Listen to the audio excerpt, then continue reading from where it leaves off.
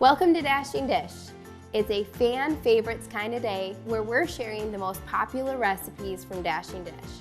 Our fan favorite menu includes filled with peanut butter and chocolate flavor that we all love, yet healthy and packed with protein. Chocolate peanut butter cup overnight oats. Fresh from the oven, muffin tin cheeseburger bites. Skip the carbs, but not the taste with this delicious pizza stuffed chicken and layered taco dip casserole that can be served as an appetizer or a meal. I'm Katie Farrell, and on today's show, we're gonna whip up some of Dashing Dish fan favorites. Come join us.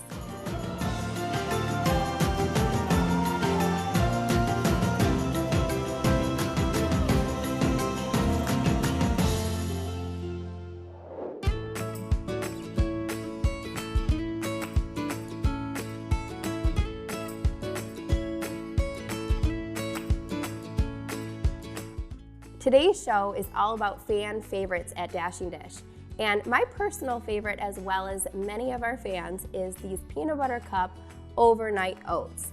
And what makes this recipe so wonderful is the fact that it not only tastes like peanut butter cups, but also you can make it in about 5 minutes, pop it in your fridge, and you have a protein and fiber-rich breakfast ready to go the next morning.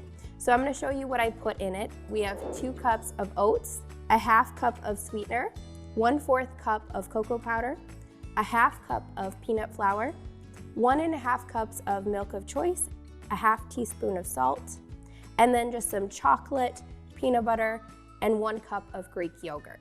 So it looks like we have a lot of ingredients going here, but what I like to do is just add all my dry ingredients to a bowl, then the wet ingredients, stir it up, and pour it in some mason jars. It's so easy. All right, I'm gonna start with 2 cups of old-fashioned oats. And I love this recipe because it's almost like having your healthy bowl of morning oatmeal, but without all of the work. And I just like to use sugar in the raw or monk fruit sweetener. You can also use maple sugar, so it's actually maple sweetener that's made into like a powder, so it's a little bit healthier for you. So whatever kind of sweetener that you like. I did do peanut flour, which if you've never heard of peanut flour, it's wonderful because it has all the flavor of peanut butter. So that's where we're getting our peanut butter cup flavor from, but it also has protein. And they actually just take the fat out of the peanuts and they make it into a powder. So it gives you all that flavor of peanut butter with a little bit less fat and calories.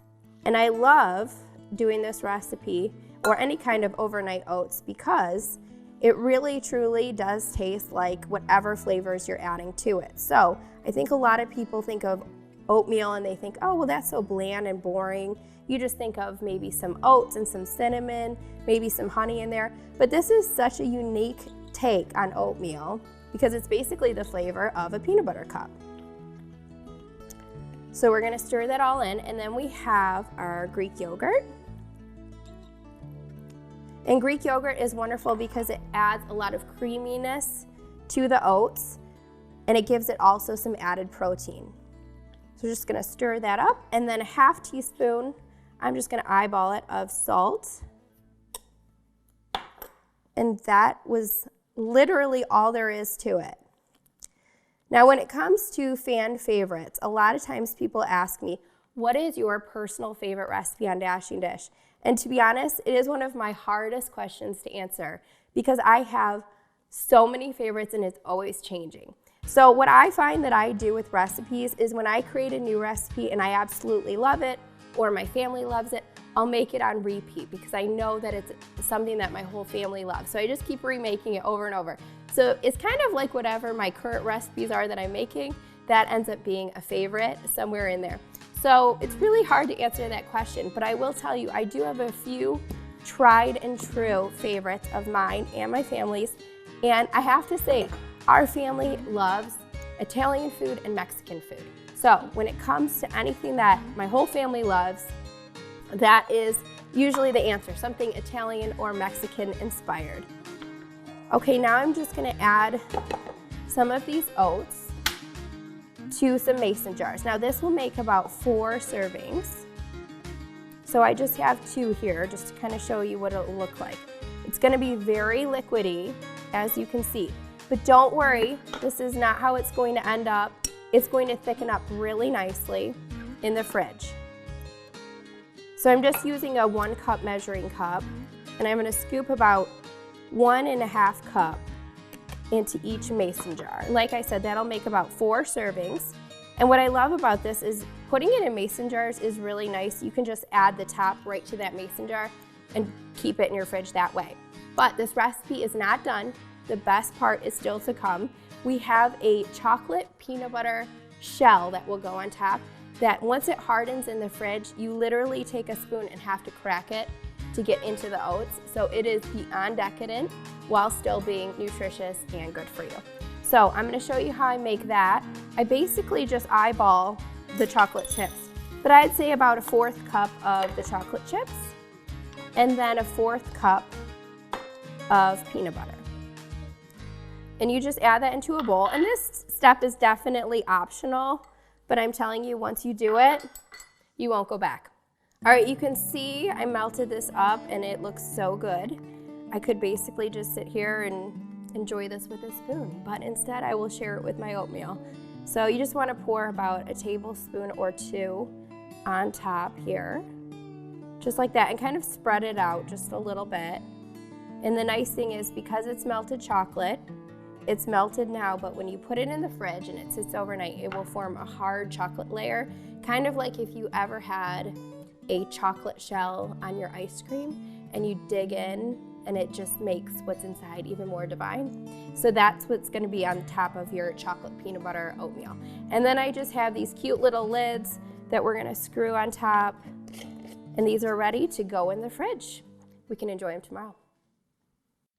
We are making your waffles. We just love them. I make them multiple times a week because somebody is obsessed.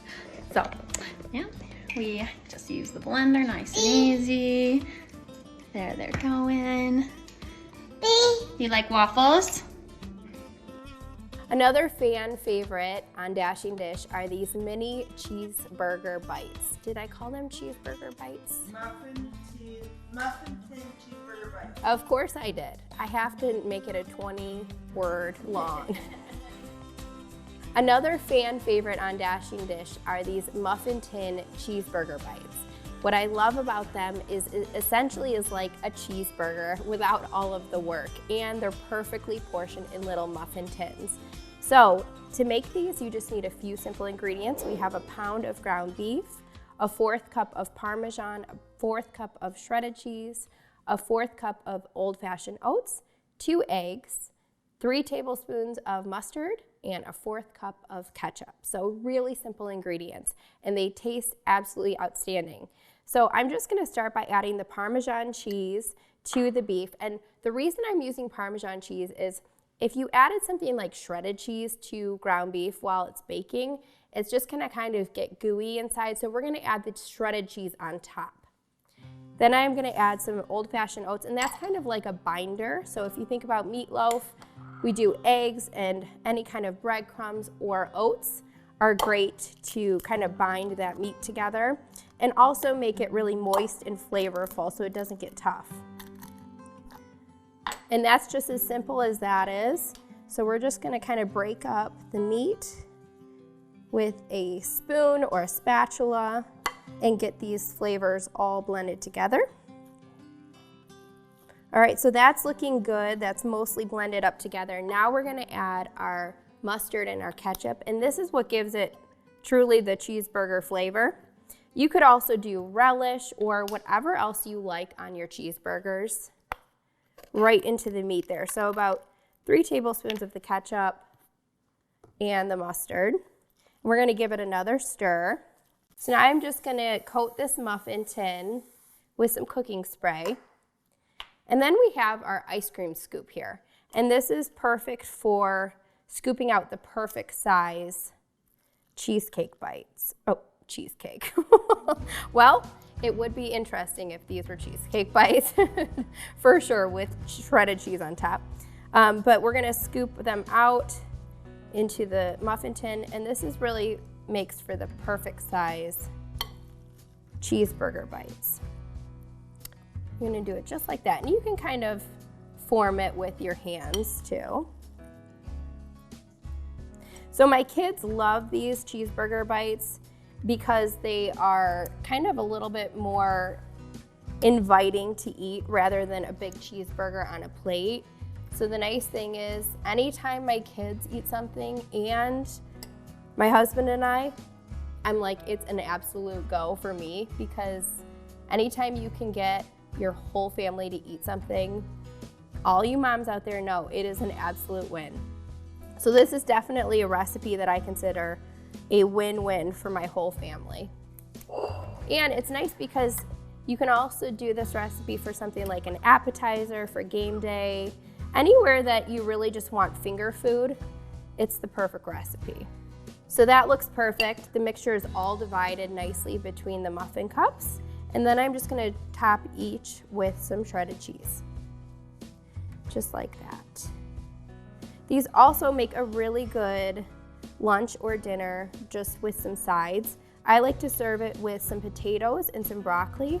So what I do is I just roast up some broccoli on the side while I'm cooking these in the oven, and some potatoes. So I do like some baby potatoes just cut in half, some frozen broccoli. I put it on a sheet pan next to these in the oven, and then they roast up at the same exact time. So it really is the perfect all-in-one meal.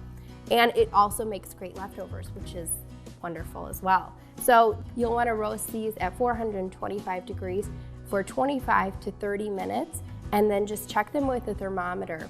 If they reach 145 degrees for beef or 165 degrees for turkey or chicken, then you know that they're good to eat. Coming up next, extra protein and none of the empty carbs. We are taking all the ingredients of pizza that we love, sauce, cheese, spices, and putting it together in a healthy meal.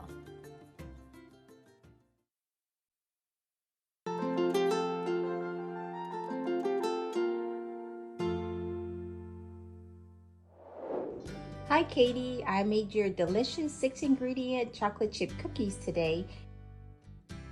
Next up on our favorites list is our pizza stuffed chicken breast.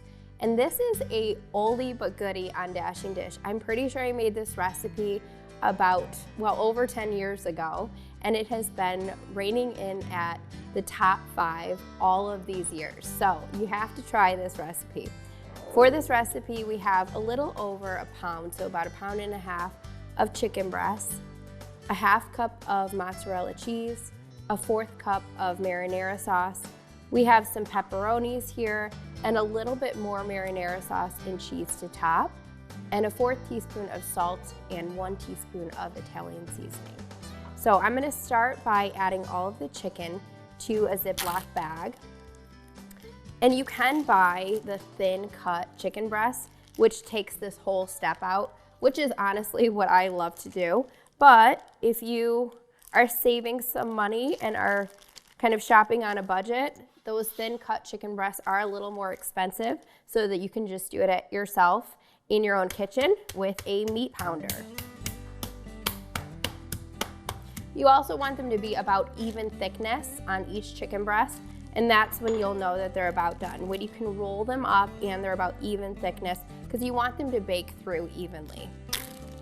This is a great tool to have in the kitchen if you're stressed out as well. Trust me, I've used it many times. It really does release some of that stress. All right, so we're gonna take one of the chicken breasts and we're gonna put it on a baking sheet pan, and that way it's ready to go. You can add them all at once, but I like to do one at a time so it's easier to roll. And then I'm gonna add my filling to this bowl. It's just the mozzarella cheese, the sauce, and then we're gonna do 1 teaspoon of the Italian seasoning. And we're gonna do a 1/4 teaspoon of salt. We're gonna stir that up. All right, so that looks good. Now we're gonna add it to our chicken breast. And all we're gonna do is, you can use a ice cream scoop or something to kind of scoop that out, but I'm just gonna use my hands. And you wanna put it on the thickest part of the chicken breast. and you want to kind of tuck it in and roll it over the filling, just like that. Now, you could get some toothpicks out and kind of toothpick that chicken breast so it holds nicely, but I always find that if you put it seam side down, so like the seam is on the bottom, then it holds pretty nicely in the oven just like that. Now I'm gonna get out my next chicken breast and do the same exact thing. So if you're looking for a pizza recipe that is a little bit healthier, lower in carbs without all the crust, this is a great option for you. So we have these chicken breasts all stuffed. Now we're gonna top them with a little bit more sauce, cheese, and pepperoni, which is an optional topping if you don't like pepperoni. You know, my kids don't like pepperoni, which I can't imagine why they don't, but they don't. So I would probably just do cheese on, you know, one of these and then split it amongst them. So you can really do your personal favorite pizza toppings for these. But I can definitely tell you that I see why the favorites on Dashing Dish are the favorites. It's usually the recipes that, you know, kids and adults would like. And now that I'm a mom to two, I can understand that. I am so tired of trying to make something different for Maddie and then something separate for me and Sean. I didn't really mind it as much when it was just Maddie that I was feeding, but now that I am feeding two kids, I can understand why moms just want to find something that everybody likes. It's much easier that way. And then we're just gonna top it with a little more cheese and, like I said, some pepperoni or your favorite pizza toppings.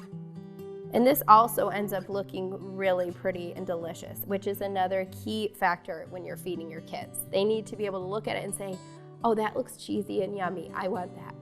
So we're gonna bake this 375 for 30 to 35 minutes until it reaches 165 degrees in the center. So you wanna stick that meat thermometer in the thickest part of the chicken and make sure it reads 165 or more. We're gonna pop these in the oven and they will be delicious. Coming up next, for an appetizer or a meal, this taco dip casserole is a win with a secret ingredient.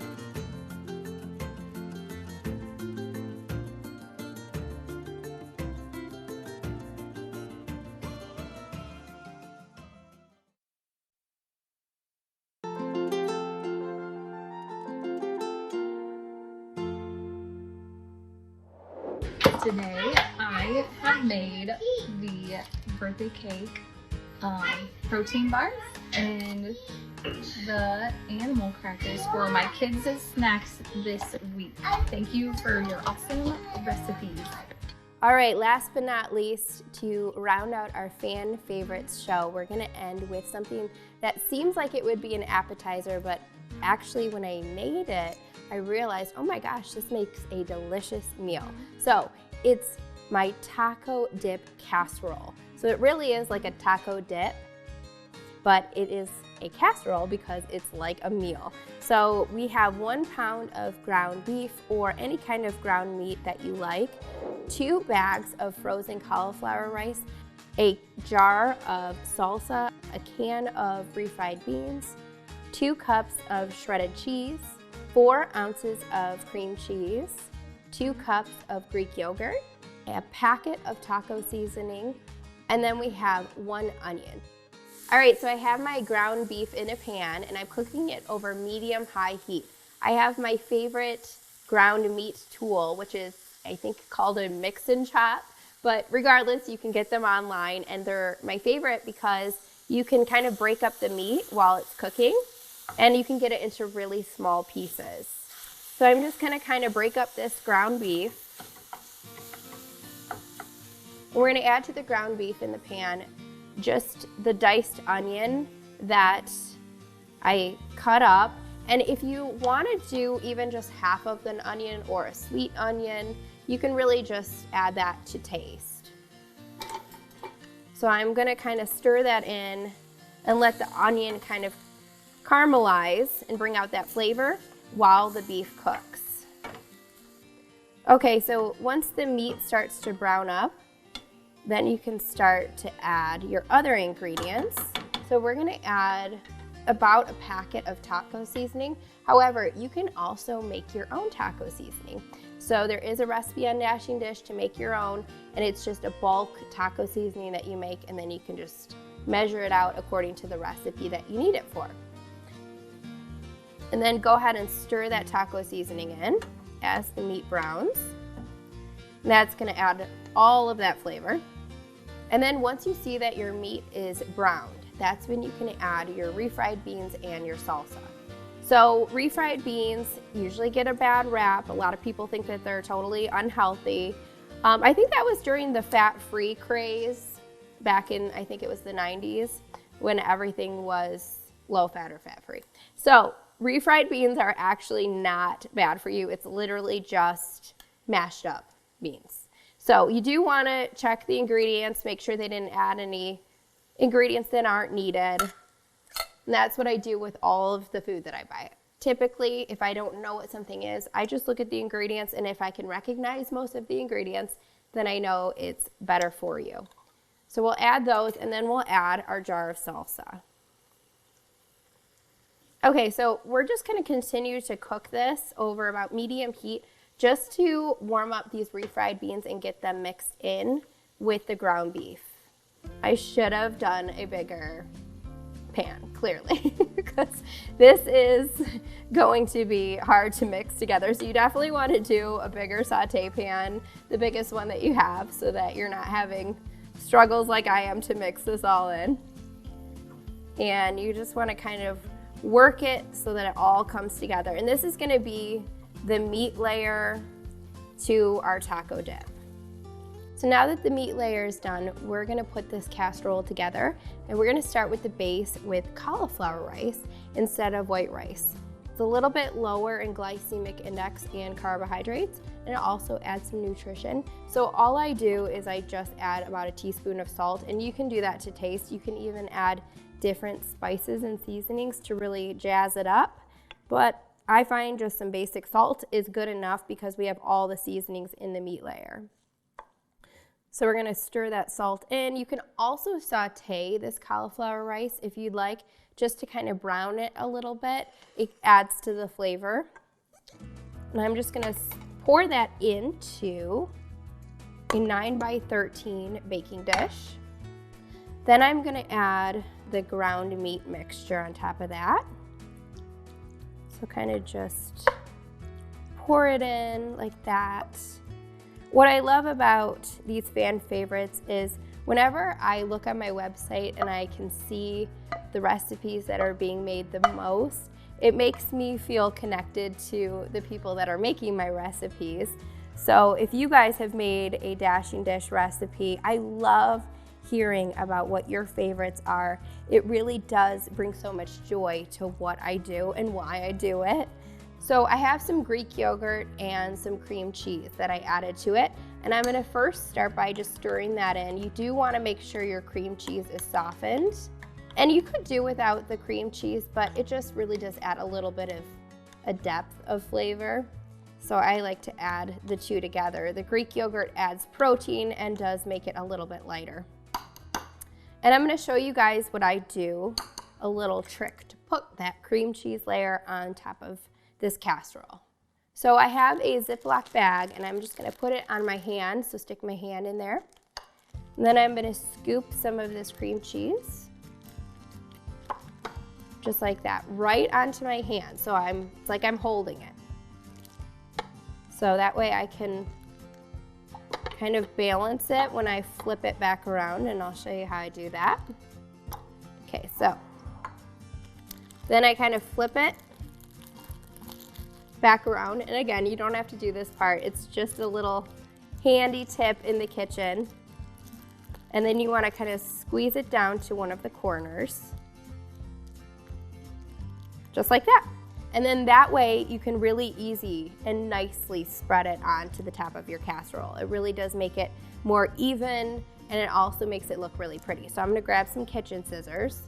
I'm just gonna snip just one of the edges off there.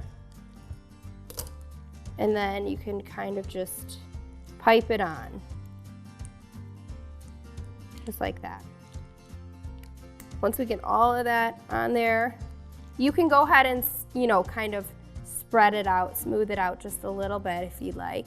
But that's one of my favorite kitchen tips whenever I'm working with like a whipped cream topping or something with cream cheese, is just to pop it in a Ziploc bag and kind of pipe it on.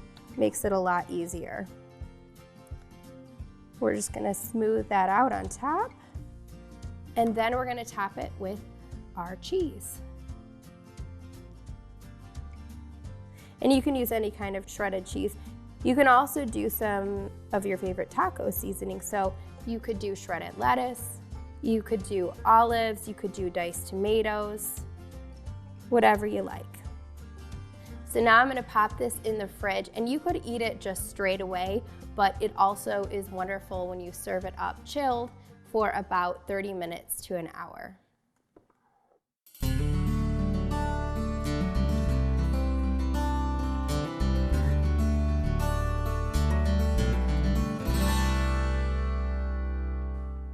Well, I had so much fun recreating all of these fan favorites with you guys today. And if you're new to healthy eating or Dashing Dish, this is a great place to start. You can find all of these recipes and more to nourish your body and soul on dashingdish.com.